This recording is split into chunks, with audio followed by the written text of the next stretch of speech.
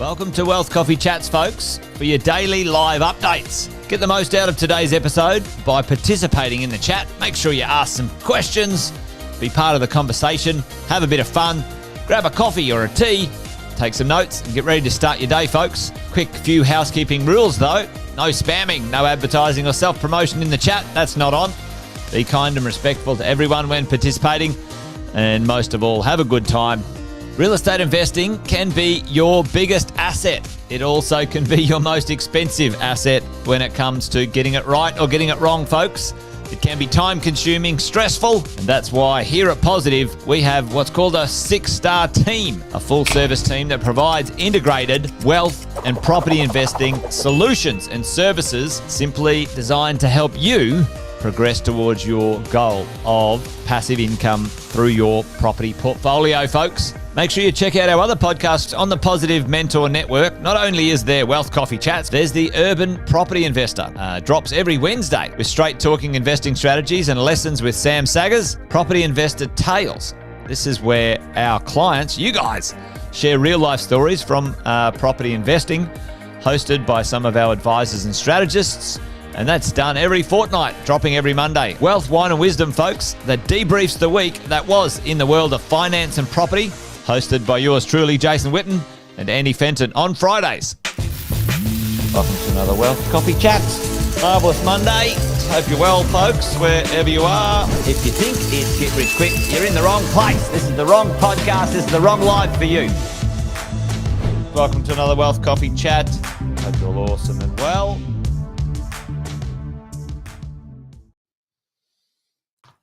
Well, hello. Good morning, everybody. Morning. Welcome to Wealth Coffee Chats. Jason here, back at it after a little bit of a break, a little holiday. Hope you're all well, folks. Let me know if you're there in the chat. Good to see a few of you up and at it early. Say hello. Give us a bit of a shout out. There's Kevin, always at it. Nice and early, Kevin. Good on you, mate. Good to see you here. There's Sharon. Fabulous. Morning, Sharon. Brad. Thank you. Luke is in the house as well. Good to see the regulars here, folks. Fantastic to have you on early, as always. Good to see that. For anyone who's new, well, welcome along. Fantastic to have you here. If you don't already know, my name's Jason Witten.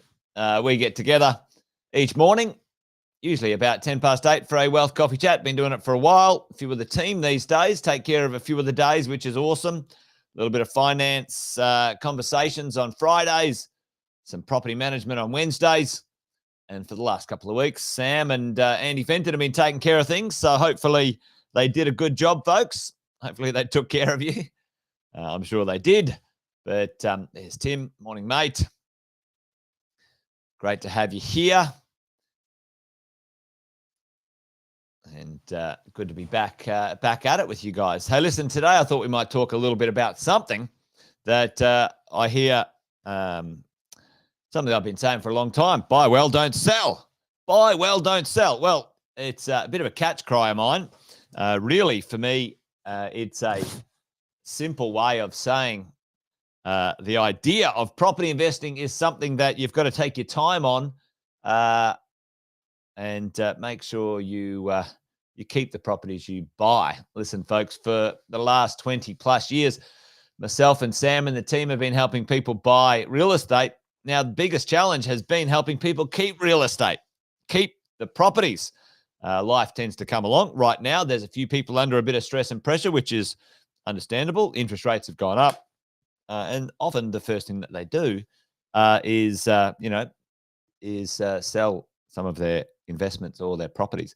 Now, for me, if I was sort of saying to anyone who's in that position right now, if you can, do everything you can to keep your properties, because at the end of the day, that's the point. Really, there's ups and downs, there's ebbs and flows, and the long-term plan, if you did have a plan when you first started, that's probably one thing. But if you did have a plan when you first started, it was to create and grow some wealth. You can't create and grow wealth when you don't own assets or investments, and selling them only makes one only makes one mob wealthy. Who benefits the most from you selling your properties too early, folks? Put that in the chat. There's probably one or two institutions who benefit when you sell your properties too early. Chuck it in the chat because we'll talk about that in a minute. Hey, Justin, how are you, mate? Good to see you. If you can, get involved in the chat today. That'd be great. Justin's there. Yep, government. Exactly, Tim. The government and the banks, folks. That's right. There's two institutions and maybe sometimes the real estate agent, the local real estate agents. But listen, if you sell too early, folks, the only people who benefit are the ATO or the governments, the local government, scammed you for stamp duty and rates and land tax if it was applicable. And then, the national government then puts their hand out for any capital gain that you did make and charges you tax on all of the rent that you had as you went along. So listen, folks, the point is to keep real estate. Buy well, don't sell. Now, today I wanted to talk about a few things, maybe just defining that or refining that conversation about buy well, don't sell. So I thought we might do that today, get me warmed back up into the world of Wealth Coffee Chats and hanging out with you guys. So, the idea, buy well and don't sell. What does that mean?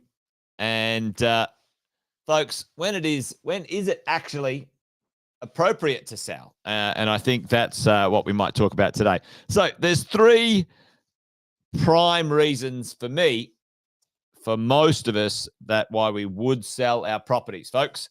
Chuck them in the chat if you think you know what they might be. There's three main reasons why we would sell a property in the world of investing and the world of building our portfolios, moving forward, creating wealth. Now, the idea, there's kind of a little bit of a trick in here, in the sense when we have the conversation, buy well, don't sell, then there's a premonition, not a premonition, a predisposition. I don't know what the word is, but anyway, we'll get to that in a second. Yes, Sharon. Yep. Okay. Upgrade. Yes, I love it. Luke's an upgrader. Sharon, better performing market. Yep, absolutely.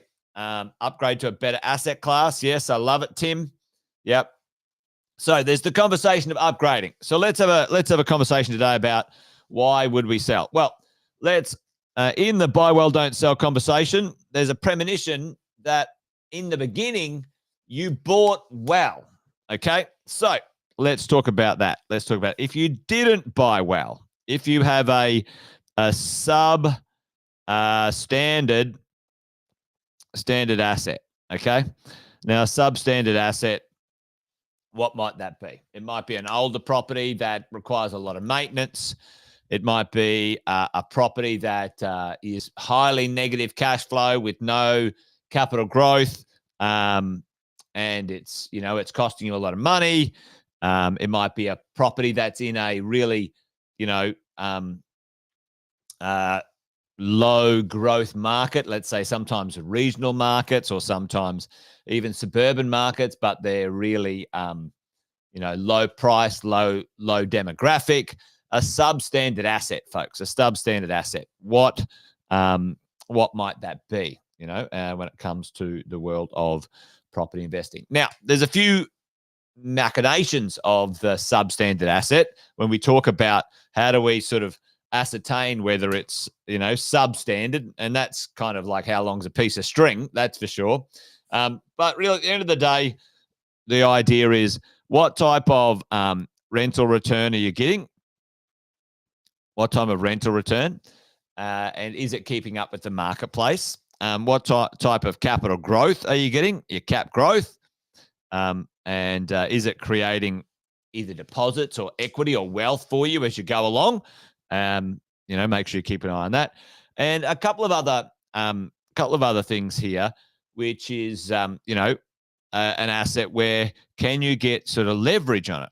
Now, I'll talk about my little couple of situations at the moment because I'm doing a few upgrades to my portfolio right at the moment, and I'll tell you why in a minute. So, is it a substandard asset? Did you not buy well in the first place? Maybe it was something you could afford at the time, and now you can afford something better. Maybe you bought it in a marketplace because you thought, it was better to buy, a positive cash flow property in a one-horse town than it was to buy a slightly negative cash flow property in a capital growth location, et cetera, et cetera. So is the property substandard and should you move on from that property? Number two, the idea that there's an upgrade, right? You have a good property. You purchased a good property. You bought well in the first place, but now you can actually upgrade that property. And we call that the migration of money, okay? Where your property or where your wealth or where your assets might be more exposed to growth in the capital growth, in the rental growth, those sorts of things. So upgrade, a migration of money. Now, there's a few upgrade strategies. There's a few upgrade scenarios when it comes to this world. There's one that we teach all the time, which is the principal place of residence upgrade. And tell me why in the chat, folks, why do we teach the PPR, the principal place of residence upgrade, your own home? Put that one in the chat for me. And the other ones are the upgrade of your investment properties. Now, I'll show you an example of, I'm going to show you 3 examples of me upgrading and or the substandard asset conversation in a minute, and why I'm upgrading a few properties. So the principal place of residence upgrade, you get an access to, or you get the ability to upgrade the value of your real estate in a tax-free way. So upgrades, migrate your money, and create more wealth, right? And last but not least, which is one of the good ones. Yep, CGT free. That's it, Tim. In that circumstance, one of the last ones, or the last one, where you would consider selling a property, is to move that property from a taxed environment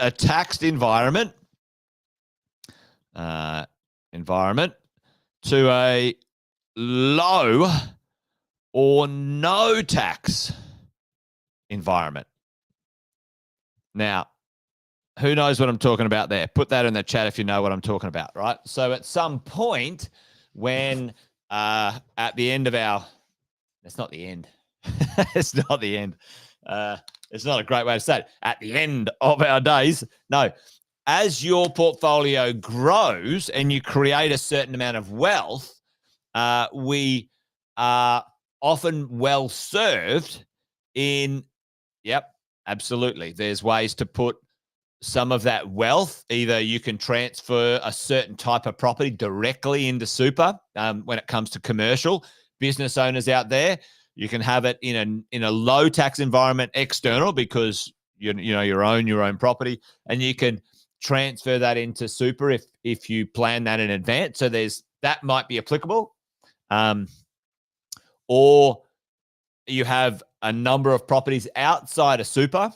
You may strategically sell them at the right time and contribute a significant amount of your money into super from a capital gain, and using the rules, have low to maybe even no capital gains tax payable if you have the right contribution strategy and the right timing of a property sale in your own name, let's say, and then transferring that wealth or money or gain into your super, and then you'd rebuy another property, or you'd buy assets or whatever you need to do.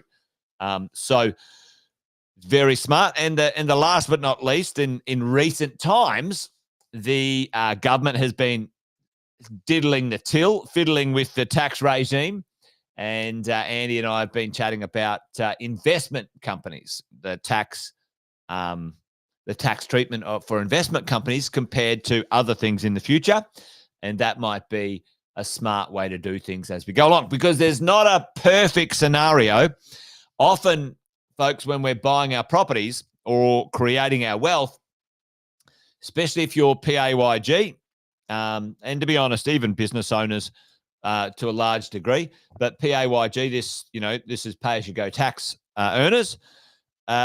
Often we need the negative gearing and the tax offsets as we go along to help with the cash flow of the property and to offset against our personal tax. And you guys know you can get depreciation and PAYG variations and reduce your tax, which is smart, very clever to do, and an important part of understanding property investing.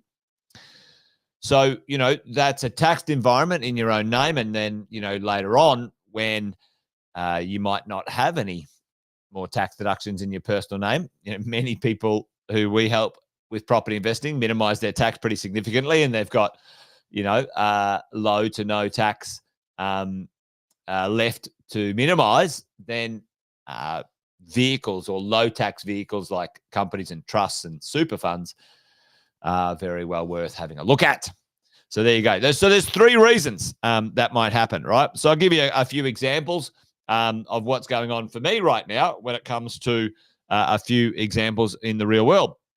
A substandard asset. I have a substandard asset because I've got a farm in New South Wales and down near Byron, and we bought it many years ago, and it's gone up in value pretty significantly, which is fabulous. But I can't borrow against it. It's 100 acres. And the leverage on that, the ability to leverage that for, investment purposes is minimized. The interest rate on it's quite high. I've got a small loan on it and the interest rate's like 11%, which is ludicrous. But, at the end of the day, it was more a lifestyle maneuver, right? So for myself and Shay, we're considering what we do with that. Now, it's a substandard asset for us when it comes to leverage. It's been amazing for capital growth, 2/5 of nothing when it comes to rental return. So for us, as we move forward, do we want to have that in our portfolio? And, that's the thing. Do we want it there? Maybe it's time to, take the capital gain, create some free cash, and then put that into some other investments that would have some more considerable return on it. Okay, as we go along, which is fantastic, right? Another one right now. I've got a property in super I bought many years ago. Myself and Shay bought many years ago. So it was a little one better. We bought for $350 when you could buy properties for brand new property, $350. It was an Aria as well, folks, back in the day, many years ago. And we bought it for $350. It's done pretty well. It's worth about $500. We've just got an offer on it. I think it was $497. I'm going to take that gain, and I'm going to upgrade that property now. And I've just exchanged on a contract for $1.4 million. So I've gone from a one better to a four better. A one better to a four better. So the upgrade, okay, the migration of money. And the one better was in a location, it was in a great suburban location, but now the four better's basically overlooking the ocean. So an upgrade. And so for me and for Shay, that's probably a better place for our money to stay for, let's say, the next 20 to 30 years, right? So you think about that. So that's an upgrade. And moving from taxed environment to low tax environment right now, that one for us is well on the cards when it comes to upgrading our super and bits and pieces. So, there you go. Anyway, there you go, folks. Hopefully that was of use when it comes to the idea of when might we sell, because the idea, buy well, don't sell, all is predicated on buying well in the first place, folks, buying well in the first place. And even if you do buy well, sometimes those assets and your ability to, your financial ability improves, grows, and the gains that you get are fantastic, and the type of property that you have then maybe ages, and it might not be what Sam calls fit for purpose, let's say, depending on your age and depending on the next 15 to 20 years, what you need it for. It might be, 20 or 30 years old now, and then if, you're retiring, you want it to last another 15 or 20 years, maybe it's time to upgrade it, get a newer one or renovate or something like that in place. So think about those things. Anyway, there you go, folks. Quick chat today. Hopefully, you're all awesome and well wherever you are. And join me again tomorrow for another Wealth Coffee Chat. We'll do it again. Well, we won't tomorrow because tomorrow's Wednesday, and Cass will be in for some property management conversations. But I'll be back on Thursday for another Wealth Coffee Chat. There you go. Anyway, folks, good to see you. Thanks for joining. You guys take care, and see you tomorrow. Well, see you on Thursday, actually. Bye for now. See ya. Episode of Wealth Coffee Chat, folks. Make sure you like, subscribe, and turn on your notifications so you never miss a thing when we go live. Improve your portfolio and investing game, folks, with Wealth Coffee Chats live every morning at 8:10 each weekday. Make sure you join us. Previous episodes are also available wherever you get your podcasts, folks, as well as our other podcasts from the 6-Star team here at positivementor.com.au.